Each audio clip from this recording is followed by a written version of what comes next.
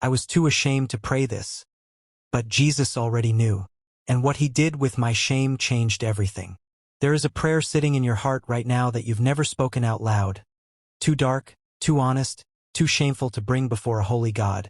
And what I'm about to tell you will shatter every assumption you've ever had about what Jesus can handle, what grace actually looks like, and how God responds when you finally stop performing and start being honest.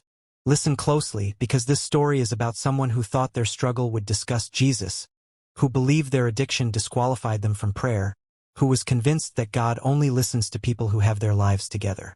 Something huge is waiting for you in this message.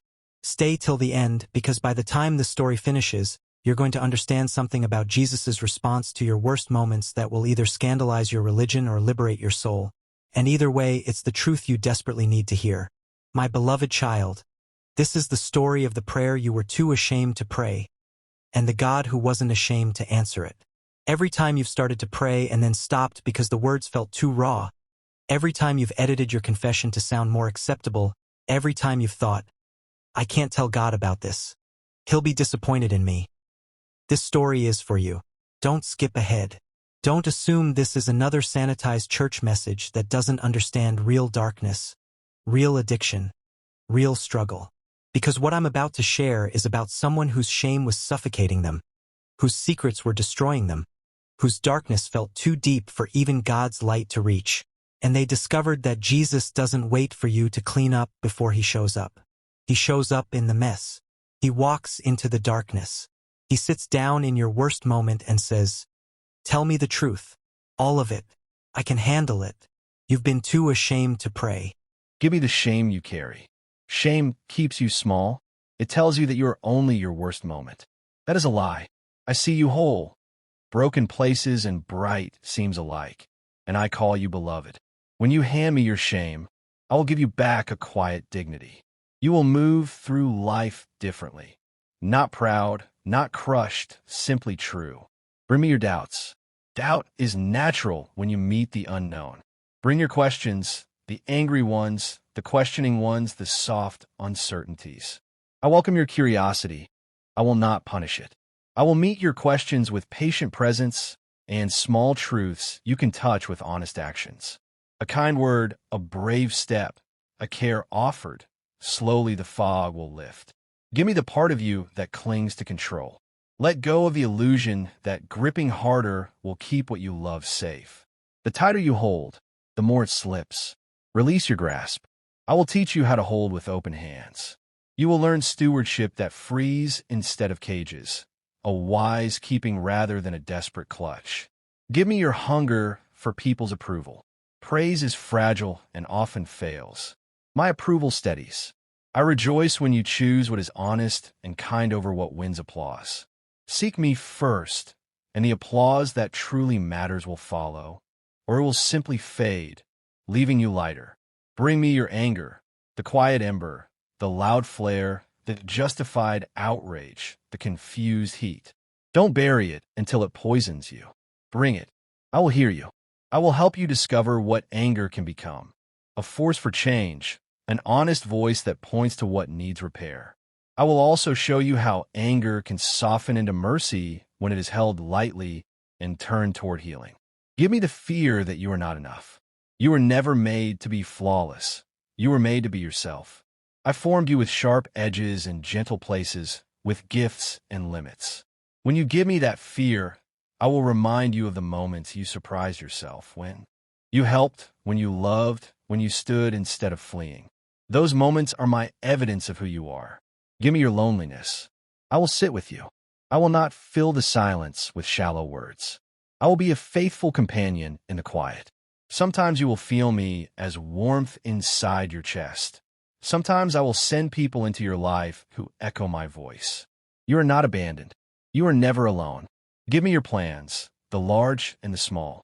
Tell me what you hope for. I will breathe gentle wisdom into your hopes. I do not snuff out dreams. I refine them. I may ask you to bend some and release others, but never to become less than what you imagine. I will guide your steps so they match the good things that wait ahead. Give me your work and your rest. Many of you treat productivity as the only virtue. Rest is holy too. When you hand both your labor and your leisure to me, I will teach you rhythm. You will learn to work without frantic fear and to rest without nagging guilt. Your hands will do what they must, and your heart will know why. Bring me your children, your family, your friendships, the tender and the flawed. I will help you love them well. Love needs different things at different times. Sometimes clear boundaries, sometimes forgiveness, sometimes a steady presence. I will give you the courage to set healthy limits and the tenderness to stay when others stumble. When you step into the work of mending, I will help repair what's broken.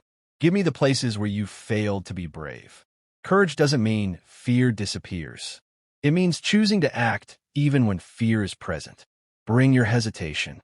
I will nudge you towards small acts of bravery. A conversation that must be spoken, an apology that must be offered, a first step toward a dream that has waited too long. Each small yes to courage builds you into someone who can face larger things. Bring me your grief. Grief is a path you must walk, not something to rush past. I will walk with you. I won't sweep sorrow away or mute your tears. I will hold them. Over time, grief changes shape, from a raw, sharp wound to a gentle ache that honors what you loved. In that softening, gratitude finds room, and new life begins to grow. Give me your desire for justice, the deep hunger that wrongs be made right. I do not love injustice. Bring your righteous anger and your work for fairness. I will stand with those who lift up the oppressed and open your eyes to where your help is most needed. Sometimes justice requires quiet mercy. Sometimes it calls for bold action. I will guide your steps. Bring me your joy, your laughter, the little surprises that make your heart lift. Joy is a small flame I plant inside you. Don't hide it. Let glow. Celebrate goodness. Sing, dance, savor ordinary moments. When you hand me your joy, it becomes a light others can feel and be warmed by. Give me the habits that bind you. Anything that steals your focus from what is true and kind, bring it to me. Habits can change, not through harshness, but by steady substitution. Replace what poisons with what gives life. A walk, an honest conversation, a quiet morning. Small routines can become lifelines. Bring me your doubts about calling. If you wonder what you were made for, bring that question. I will show you where your gifts fit. Callings take many shapes. Sometimes they are quiet and steady. Sometimes they are loud and public. Sometimes they are simply faithful care in everyday life. I will open doors for you, not always dramatic, but often exactly right. Give me the part of you that fears failure in love. Love requires risk. It asks that you give away pieces of yourself. When you hand me that fear, I will teach you to love both wisely and boldly. True love is not careless. It is generous, thoughtful, inviting trust and returning it. It makes safe spaces where others can be honest and whole. Bring me revenge and grudges you plan to carry. These burdens weigh heavy. Put them down. Use your strength to build and heal, not to break. Choosing forgiveness does not excuse wrongs. It frees your heart to move again. Give me your curiosity. Do not stop asking. Curiosity leads to wonder. When you seek to learn, to listen, to understand, you reflect the creative heart that made you. I will feed your curiosity with truth, beauty, and mystery. Stay hungry in the best ways. Give me the small decisions you think don't matter. They matter more than you know. How you speak to the person behind the counter. How you answer your child. The choice to be honest about a tiny thing. These are the stitches of a life. Give them to me, and I will help you stitch well. Bring me your seasons, doubt and laughter, silence and song. Life has weather. Some storms are needed so the soil becomes ready. Some winters prepare the ground for spring. Trust the seasons. I am with you in every one, shaping you so you can hold sorrow and delight at once. Give me your prayers when words fail. When you cannot form sentences, breathe. I hear the ache hidden in your silence. I know the shape of your longing even when you cannot name it. Speak simply or stay quiet. Your heart is a language I already understand. Bring me your fear of death. It is natural to be afraid. Tell me. I will meet you there with a steadiness that softens sharp edges. Life reaches deeper than what your eyes can see. Love does not end in the dark. It changes form. When you place that fear in my hands, I will walk with you into the unknown and show you how every ending opens a doorway to something new. Give me your plans for tomorrow and your worries about today. Balance courage with discernment. I will help you prepare without letting anxiety drive you. Take steps, but do not be driven by panic. I will teach you to be careful and free at the same time. Give me the longing to be noticed. I see you. I notice the small, unseen acts you do. The things you do without an audience are beautiful to me. You are never invisible to the one who made you. Give me the difficult loves, the people who frustrate you, the relationships that wound. Love them in small, faithful ways. Sometimes presence is not rescue. It's simply showing up. You're steady. Ordinary kindness can do more than grand gestures. I will multiply your smallness into something powerful and good. Ask me your questions about the unfairness you see. The world often falls short of how it should be. I grieve with you. I invite you to join the mending. Feed the hungry, stand beside the lonely, speak for those who have no voice. When you act, do it without chasing praise. When you give, do it with gladness. Bring me what makes you proud as well. Pride could trip you up, but a quiet, honest pride in a job well done is not shameful. Celebrate with thankfulness, and let humility weave through that celebration. Give me your slow, boring days. In stillness, creativity takes root. Some of the most important things in your life began in moments that felt empty. Be patient with slow growth. Water it. I will bring the warming light when the season is right. Show me how you're already loving. I notice. I rejoice in your small mercies. Keep doing them. Each kind act is a seed. I am the one who helps it grow into something larger than you can see. Offer me your willingness to change. This is one of the loveliest gifts you can give. Change is rarely easy. It asks for humility and steady effort. When you open yourself to it, I will meet you with grace and daily help. Give me your heart as trust. Trust is not blind. It is learned by practice. Start small, a brief prayer, a quiet moment, a choice to step forward when your old instinct was to step back. Each small act of trust expands the next. One day you will look back and marvel at how far you have come. If you give me your heart, here is what I promise. I will walk with you now in your real life. I won't promise to erase every pain, but I will promise presence in the pain. I won't promise a life without trials, but I will promise a presence that does not abandon you. I will teach truer courage and deeper peace. I will bring people into your life who help you grow. I will open doors at the right time and gently close those that would harm you. Listen now with the part of you that is steady and awake. I'm not giving you a long list of rules to crush you under duty or fear. I call you because I love who you are becoming, and because listening changes what happens inside you. Hear me simply. To listen with your whole heart changes everything. Not because I demand mindless obedience, but because it makes your life truer, freer, kinder, and more whole. Listen first because I know you. I made you of breath and story. I know the secret places where shame hides, the quiet corners where doubt waits, and the tiny sparks of hope you sometimes miss. When you listen with your whole heart, you invite someone who knows you completely into the daily work of your life. You bring light to what you have kept in the dark. You turn confusion into clarity. No one else sees the exact pattern of longing and gift in your life the way I do. Listen because it frees you from inventing meaning on your own. Many of you live as if you must make everything up alone, creating rules to hold anxiety at bay or stacking achievements to feel enough. That is heavy. Listening gives you a map and a companion. I do not hand you a rigid plan that strangles joy. I give you direction and presence. When you orient your choices with me, you stop reacting in panic and begin moving with steady purpose. Small daily choices stop being survival tricks and become steps along a meaningful path. Listen because the world is loud with voices that would steal your heart for their own aims.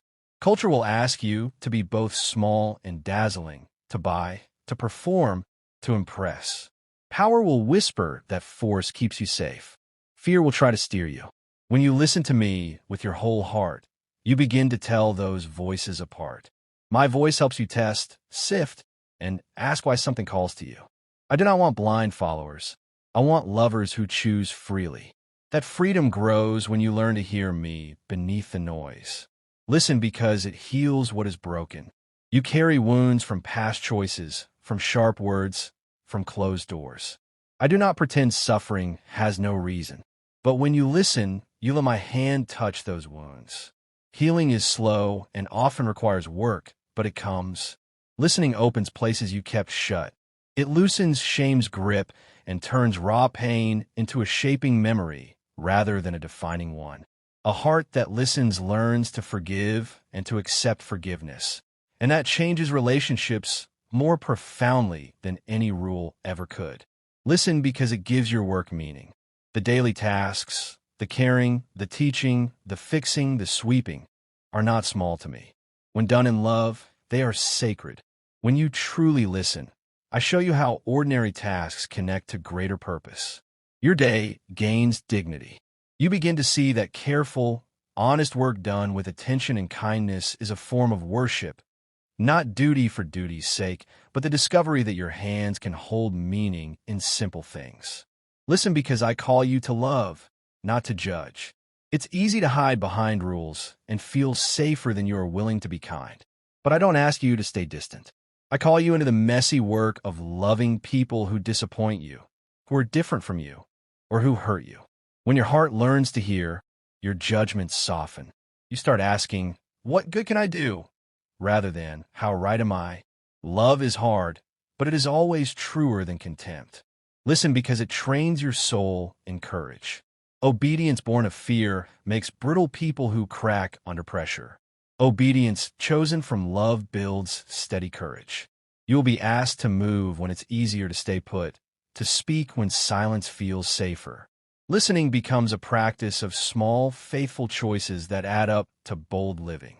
Each act of loving obedience makes the next one feel more possible. Listen because it protects you from deception. Some ways of living gleam now, but lead to ruin. Quick gains that cost your integrity, relationships that ask you to forget yourself, pleasures that numb what matters. My voice is the quiet one that points toward life. You will still face temptation and make mistakes.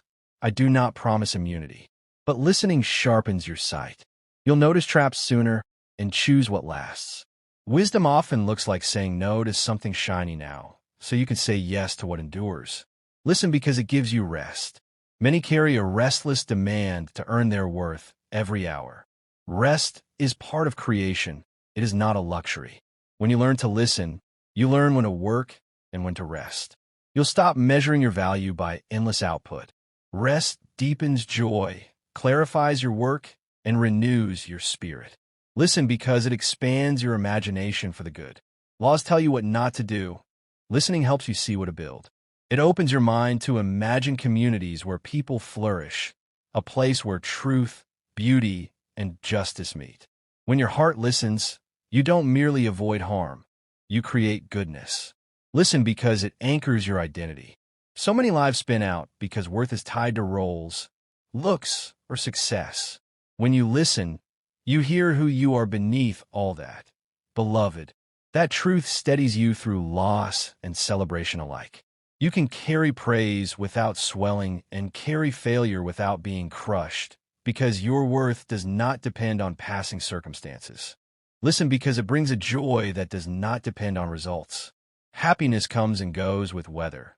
Joy is something deeper that rests in relationship with me and in a life ordered rightly. When you listen, you learn to find reasons for gladness that do not depend on what the world gives. Joy becomes a companion, not a prize. Listen because it deepens your ability to love rightly. There's a world of difference between loving from need and loving from fullness. When your heart is filled with steadiness, you can love without needing the other to be what you want. You bless instead of use. You hold instead of clutch. Your love becomes a mirror that reflects health and invites others to flourish. Listen because it trains your conscience. A tender conscience notices pain, sees hypocrisy, and calls for correction. Listening refines that inner sense.